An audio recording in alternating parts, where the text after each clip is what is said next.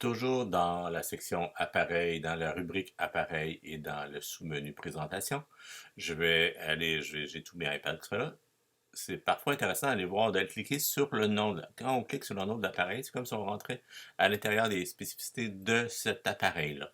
Fait que là, encore là, je vois le nom, je vois l'information que je vois sur la page principale, je vois la charge aussi, l'espace disponible. Des fois, c'est intéressant de savoir si un iPad fonctionne de moins en moins bien.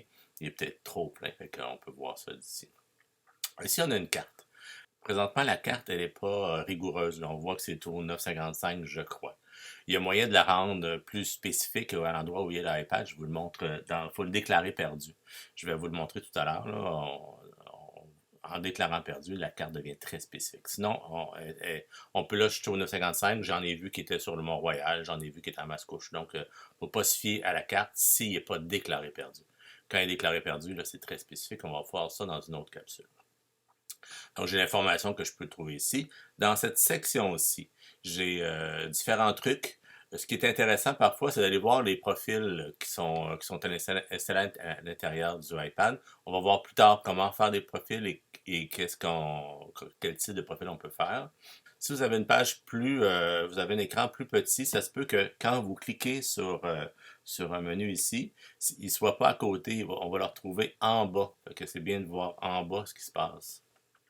Ici, apps gérées, c'est les apps qui sont installées sur l'iPad.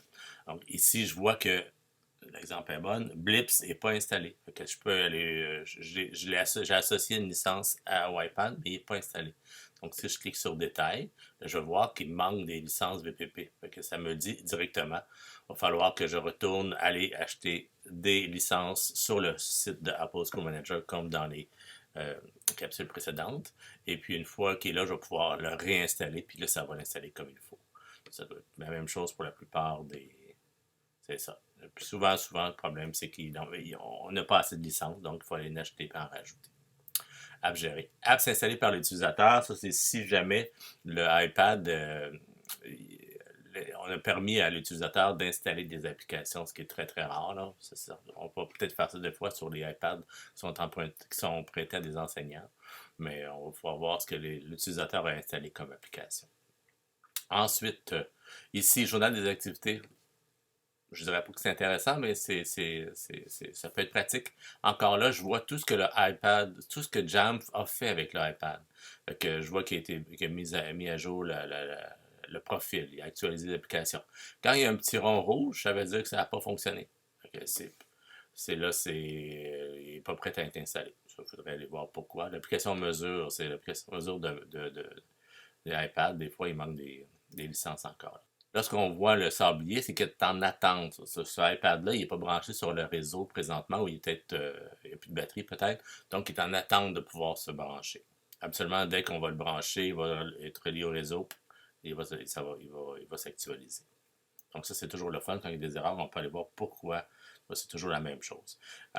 Honnêtement, c'est assez rare que j'ai pris cet exemple-là parce qu'il y a beaucoup d'erreurs et de sabliers, mais quand même, c'est pas chose courante qu'on voit des erreurs comme ça.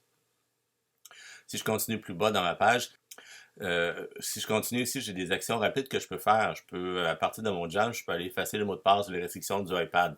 Donc, s'il y a quelqu'un qui a mis un mot de passe et on l'a oublié, on peut le faire à distance ici. On peut le verrouiller, donc ça va les geler.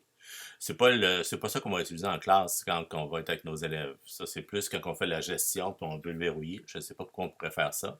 Mais si on est en classe, en gestion de classe, puis on veut verrouiller l'ensemble des iPads, là, on va utiliser l'application qui est Classroom de Apple.